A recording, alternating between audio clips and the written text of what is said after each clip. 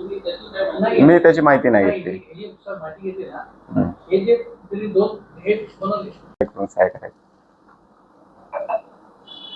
कशाला आक्षेप आहे तुमचा आणि पुढची भूमिका काय राहणार आहे आपली?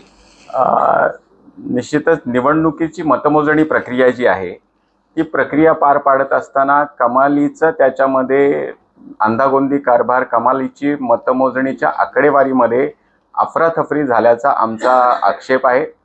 VM4 नावाचा एक फॉर्म असतो, तो भरत असताना त्या फॉर्मवरती मतदानाची उमेदवारांची आकडेवारी लिहिल्यानंतर त्या आकडेवारीच्या खाली पर्यवेक्षकाची सही आणि त्याच्या खाली मतमोजणी प्रतिनिधीची सही ही कंपल्सरी आवश्यक आहे.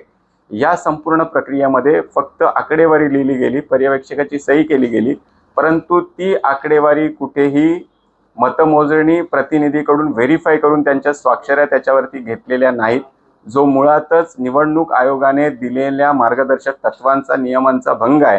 त्याच्यामुळे जर अशा पद्धतीने आकडेवारी भरली असेल तर ती मतमोजणी प्रक्रिया ही संपूर्णपणे इनव्हॅलिड प्रक्रिया आहे.